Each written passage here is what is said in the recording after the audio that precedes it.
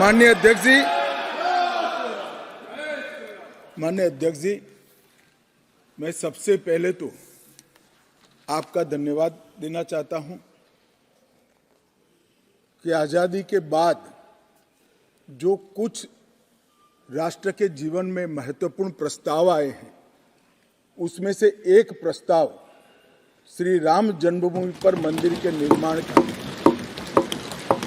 उसमें मुझे मेरे विचार रखने के लिए आपने मौका दिया, इसलिए हृदय से मैं आपका धन्यवाद करना चाहता हूं। मान्यवर, मैं देश की 140 करोड़ की जनता की ओर से भी आसन का, स्पीकर साहब का धन्यवाद करना चाहता हूं, क्योंकि ये जो सदन है वो नियम से तो चलता ही है। हर चर्चा नियमों से बंधी हुई होती है, संविधान से बंधी हुई होती है, परंतु एक मायनों में ये सदन जन चेतना का, जनता की आकांक्षाओं का और जनता की इच्छाओं की प्रवक्ता बनने का भी सदन का दायित्व है, और आज ये हो रहा है। 140 करोड़ के देश में और दुनिया भर में बैठे हुए राम भक्त जो 22 जनवरी के बाद एक अद्भुत आध्यात्मिक चेतना का अनुभव कर रहे हैं, इसको वाचा देने के लिए आपने समय दिया, इसलिए देश आपका हमेशा के लिए आभारी रहेगा। मान्यवर, मैंने आज किसी का जवाब नहीं देना है। आज मैं मेरे मन की बात और देश की जनता की आवाज को इस सदन के सामने रखना चाहता हूं, जो सालों से कोर्ट के कागजों में दबी हुई थी। नरेंद्र मोदी जी के प्रधानमंत्री बनने के बाद उसको आवाज भी मिली, अभिव्यक्ति भी मिली। मान्यवर, 22 जनवरी का दिन, भले कुछ लोग कुछ भी कहे, मैं स्पष्ट रूप से देख रहा हूं 22 जनवरी का दिन 10 सहस्त्र सालों के लिए ऐतिहासिक दिन बनने वाला है। ये सबको समझकर चलना चाहिए। मान्यवर, जो इतिहास को पहचानते नहीं, ऐतिहासिक पलों को पहचानते नहीं, वो अपने अस्तित्व को, अपने वजूद को कहीं ना कहीं खो देते हैं। मैं आज फिर से एक बार कहने वाला हूं मान्यवर कि 22 जनवरी का दिन 10 सहस्त्र से भी अधिक सालों तक इस देश का ऐतिहासिक दिन है।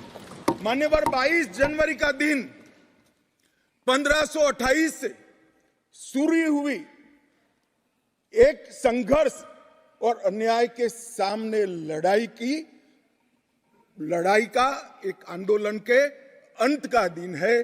1528 से चली हुई ये न्याय की लड़ाई यहां पर समाप्त। मान्यवर, 22 जनवरी का दिन करोड़ों भक्तों के आशा, आकांक्षा और सिद्धि का दिन है। उनकी आज आशा, आकांक्षाएं सिद्ध हुई है। मान्यवर, 22 जनवरी का दिन भारत की, समग्र भारत की, मैं चाहूंगा कि समग्र भारत पर पूरा सदन गौर करे।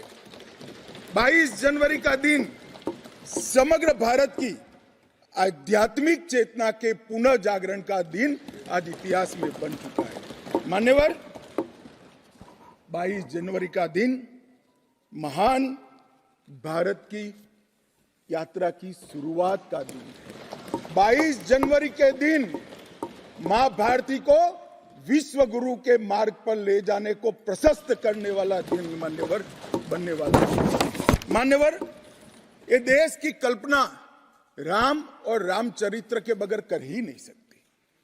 जो इस देश को पहचानना चाहते हैं, जानना चाहते हैं, जीना चाहते हैं, राम और रामचरित मानस के बगैर वो जी ही नहीं सकते। राम का चरित्र और राम ये देश के जनमानस का प्राण है। ये सबको समझना चाहिए, सबको स्वीकारना चाहिए। और इसीलिए मान्यवर, हमारे संविधान की पहली प्रत से लेकर महात्मा गांधी के आदर्श राज्य की कल्पना को राम राज का नाम दिया गया। संविधान में भी राम दरबार को स्थान दिया गया।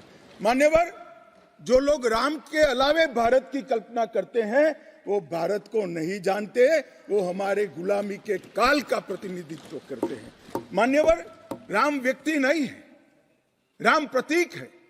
करोड़ों लोगों का आदर्श जीवन कैसे जीना चाहिए, इसीलिए उनको मर्यादा पुरुषोत्तम किया गया।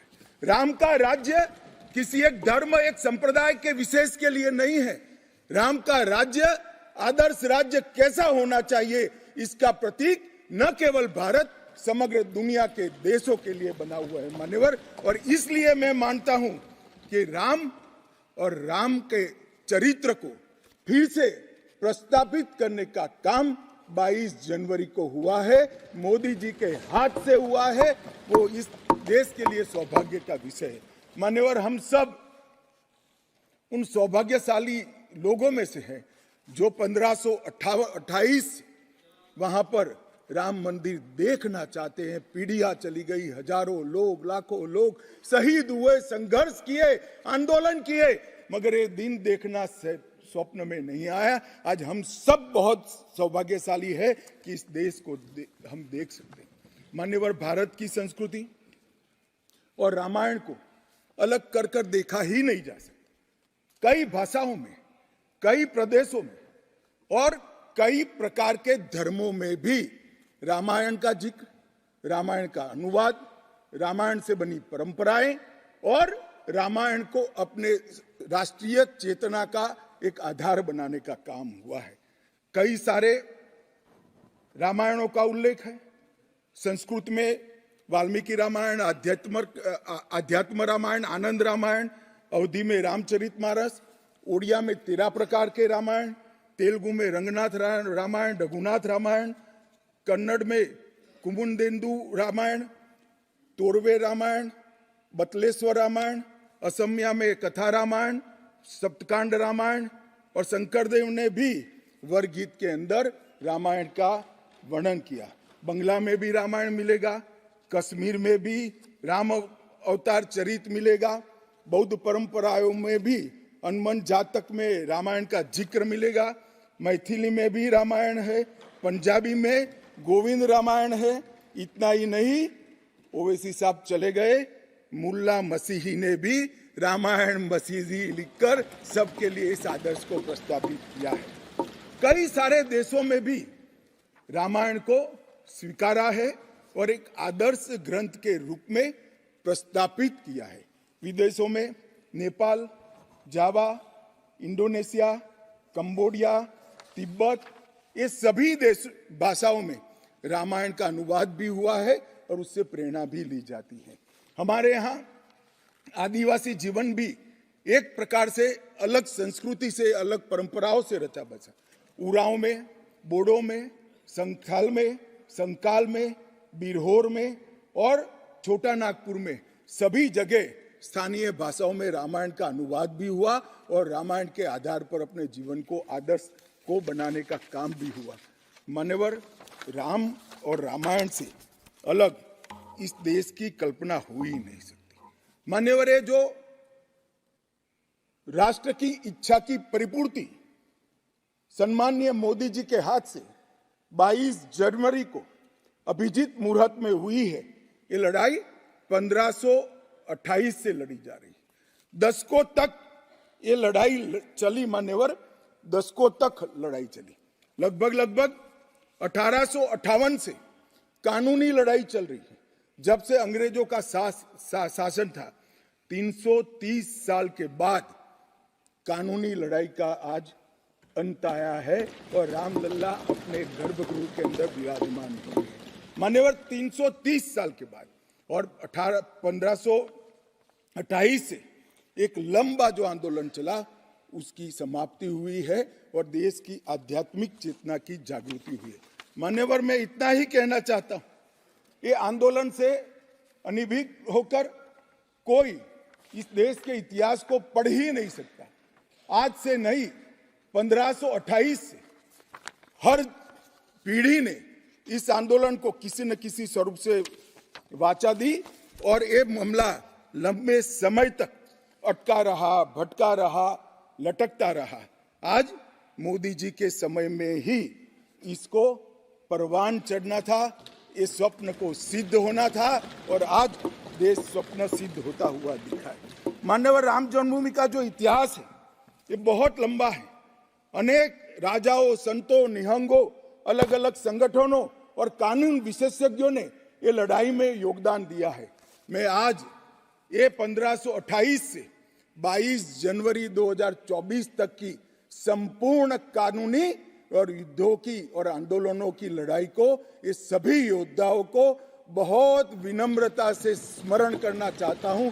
और उनकी लड़ाई जब आज समाप्त हुई है, तब मुझे विश्वास है मान्यवर, वो जहां भी होंगे बड़ी आनंद की अनुभूति करते होंगे, अपनी श्रद्धा को चरितार्थ करने की अनुभूति करते होंगे।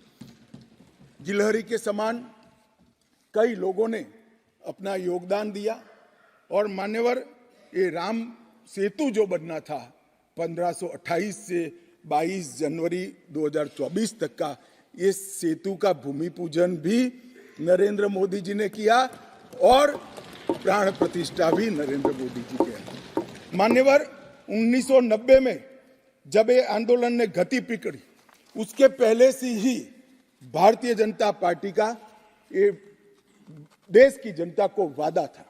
हमने पालमपुर कार्यकारिणी के अंदर हमने एक प्रस्ताव पारित कर कहा था कि राम मंदिर का निर्माण, इसको कोई एक धर्म के साथ नहीं जोड़ना चाहिए, ये देश की चेतना की पुनर्जागृति का आंदोलन है। इसलिए हम राम जन्मभूमि को मुक्त कराकर, कानूनी रूप से मुक्त कराकर वहां पर राम मंदिर की स्थापना करेंगे। अब इस देश में प्रॉब्लम क्या है साहब, जब चुनाव में घोषणा पत्र में लेते हैं तो कहते हैं चुनाव में वोट प्राप्त करने के लिए लिया, चुनावी वादा है। ये भाजपा ऐसे ही वादे करती है, 370 हो, राम जन्मभूमि हो, यूनिफॉर्म सिविल कोड हो, ट्रिपल तलाक समाप्त करना हो। अब ये कहते हैं आप ऐसे ही वादे करते हैं और ये वोट प्राप्त करने का जरिया होता है, और जब हम इसको पूरा कर देते हैं तो बड़ी खिलाफत करते हैं। मैं आज भी कहता हूं, भारतीय जनता पार्टी और हमारे नेता नरेंद्र मोदी जी मान्यवर जो बोलते हैं, जो कहते हैं, वो करते हैं। हमारी पार्टी का चरित्र है और ये कोई छिपी हुई बात नहीं है। किस चीज का आक्रोश? हम 1986 से कह रहे हैं कि हमारा भव्य राम मंदिर बनना चाहिए, संवैधानिक तरीके से। कुछ लोगों ने यहां पर और बाहर मीडिया के सामने प्रतिक्रिया व्यक्त की, वो कानून की दुहाई देते हैं। मैं उनको पूछना चाहता हूं कि मान्यवर, क्या सुप्रीम कोर्ट की 5 जजों की खंडपीठ के जजमेंट से आप वास्ता रखते हो या नहीं रखते हो? भारत के संविधान से वास्ता रखते हो या नहीं रखते हो?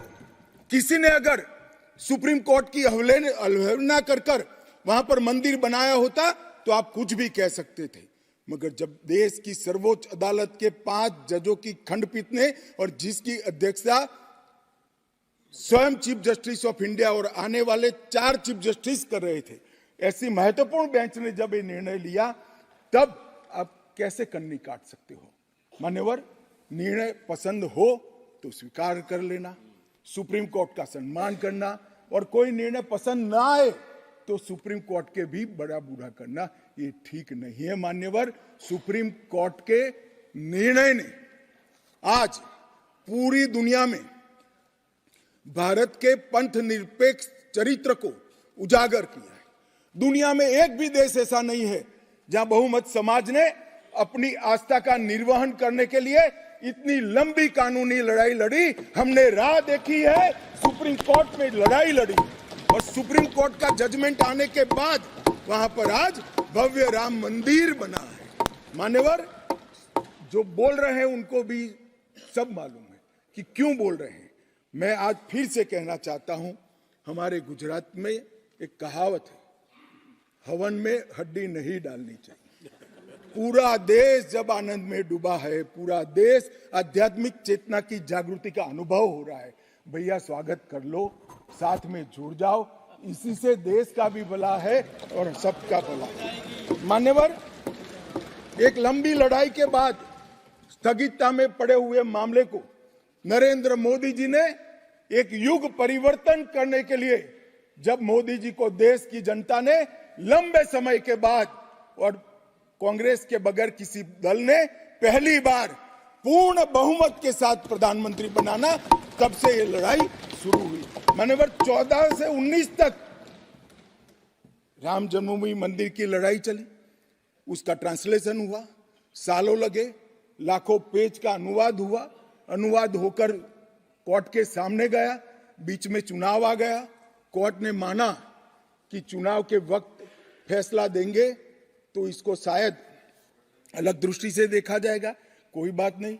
चुनाव के बाद फिर से मोदी जी आ गए और फिर केस चला और अंततोगत्वा जब कोर्ट ने न्याय किया तब 5 अगस्त 2020 को 19 को मोदी जी ने इसकी नींव रखकर इसकी शुरुआत। मान्यवर, ये जो 20 से 24 की यात्रा है, वो 20 से 24 की यात्रा भी समझनी चाहिए। राम जन्मभूमि का आंदोलन ऐसे ही नहीं चला, इसके साथ हर गांव, हर घर में हर करोड़ों राम भक्त, अनेक संगठन, भारतीय जनता पार्टी, राष्ट्रीय स्वयंसेवक संघ समेत घर घर गए, शिला लेकर गए, पूजा की और वो पत्थर को राम मंदिर की शिला बनाकर अयोध्या तक पहुंचाने का काम। करोड़ों लोगों ने अपनी श्रद्धा, अपनी इच्छा संवैधानिक तरीके से, शांतिपूर्ण तरीके से अयोध्या पहुंचाई और सुप्रीम कोर्ट ने जब जजमेंट दे दिया, निर्णय दे दिया, तब जाकर राम मंदिर के निर्माण की शुरुआत हुई। अडवाणी जी ने सोमनाथ से अयोध्या यात्रा भी की और इसके साथ साथ निहंगों ने शुरू करी हुई लड़ाई, अशोक सिंघल जी जो चरम सीमा पर ले गए थे, अडवाणी जी ने जन जागृति की और मोदी जी ने जन आकांक्षा की पूर्ति कर कर एक आध्यात्मिक चेतना का जागरण कर दिया। मान्यवर, ये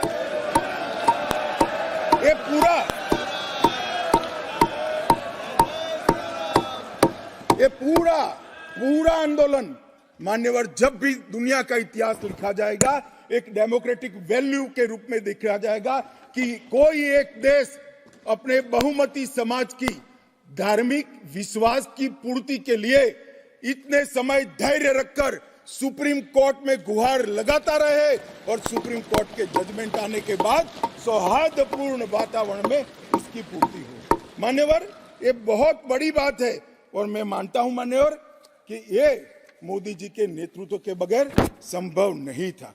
मान्यवर, मैं इतना ही कहना चाहता हूं कि जब राम मंदिर का निर्माण हो रहा था तब और जब जजमेंट आया तब कई लोग आगाज लगा रहे थे, कई लोग अनुमान कर रहे थे इस देश में रक्तपात हो जाएगा, इस देश में दंगे हो जाएंगे, इस देश में धर्म के बीच में बड़े विवाद होंगे। मगर मैं आज इस सदन को कहना चाहता हूं, ये भारतीय जनता पार्टी की सरकार है, नरेंद्र मोदी इस देश के प्रधानमंत्री। कोर्ट के जजमेंट को भी जय पराजय की जगह सबकी मान्य न्यायालय के आदेश में परिवर्तित करने का काम मोदी जी के दूरदर्शी विचार ने। और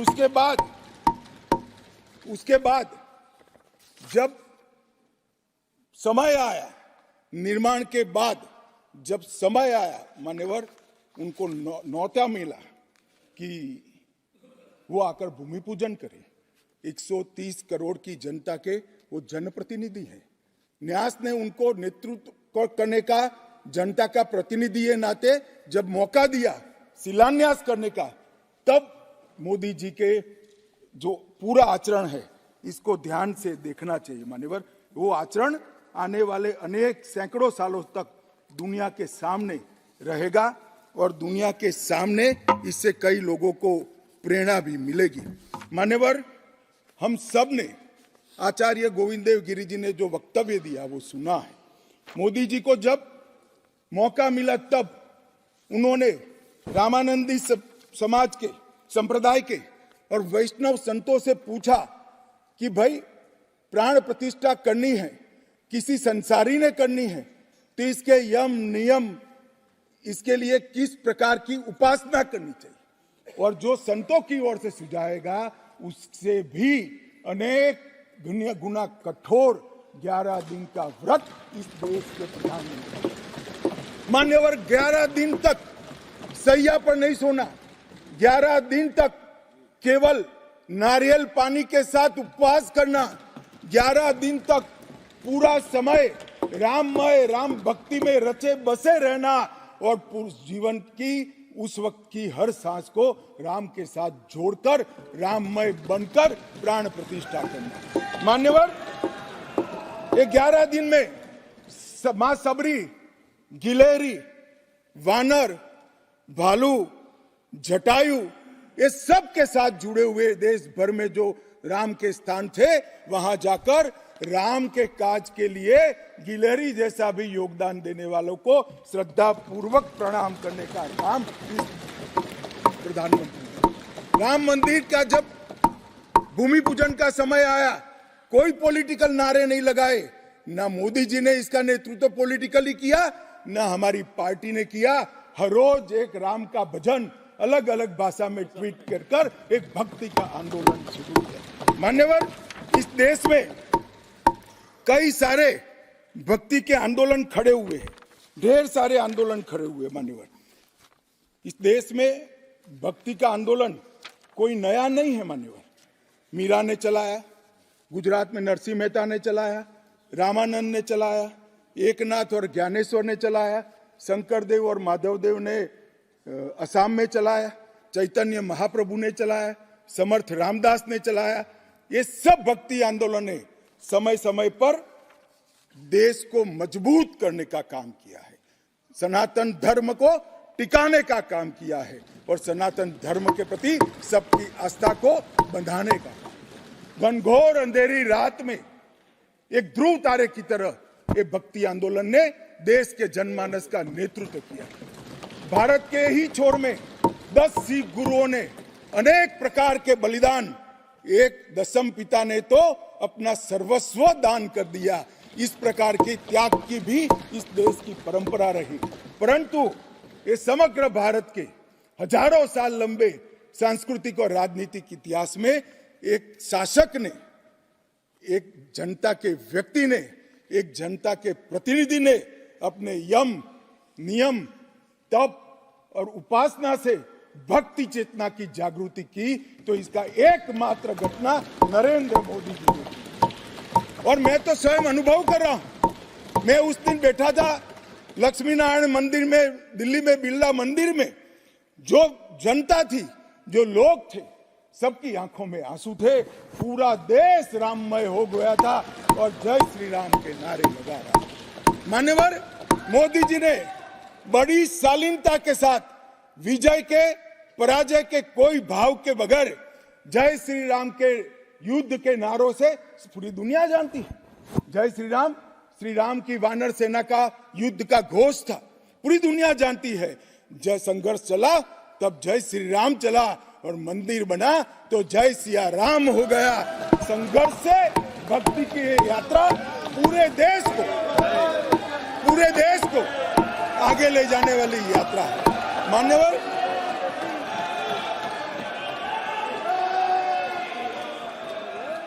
इतने चेतनामय वातावरण के अंदर भी विभाजन की बात करने वाले लोगों से मेरा करबद्ध निवेदन है, समय को पहचानो, एकता के संदेश को स्वीकारो और आगे देखकर चलना शुरू करो, भारत की और हम सब की भलाई। मैं आज आपके माध्यम से ये मैं कहना चाहता हूं, ये राम मंदिर का निर्माण, और राम मंदिर में रामलला की बाल प्रतिमा, मनोहरी दृश्य, आंख बंद कर देते तो सामने वो प्रतिमा दिखाई पड़ती। इतनी मनोहरी प्रतिमा बनाने का काम हुआ और उसकी प्राण प्रतिष्ठा भी हुई। मान्यवर, एक प्रकार से समग्र भारतीय संस्कृति को मोदी जी के माध्यम से एक अभिव्यक्ति का काम है। मान्यवर, राम का जीवन ही अपने आप में परिपूर्ण जीवन। बचपन में ही शिक्षा संस्थानों की रक्षा के लिए विश्वामित्र के वहां रावणों का वध किया, अहल्या को सम्मान दिया, मां सबरी को गले लगाकर इस देश के गिरिजन और पिछड़े लोगों को गले लगाने का काम किया, महिलाओं का सम्मान किया और गिलहरी, गिद्ध, वानर, रींछ, वनवासी सबको जोड़कर सत्य पर सत्य की विजय का झंडा श्री राम ने फहराया। और मोदी जी ने जब ये अयोध्या बन रही है, ढेरों लोगों ने, मैं आज सबके बीच में कहने से मेरी आपको अपने आप को रोक नहीं सकता, ढेरों लोगों के प्रस्ताव कि अयोध्या के इंटरनेशनल एयरपोर्ट को श्री राम का नाम दिया जाए।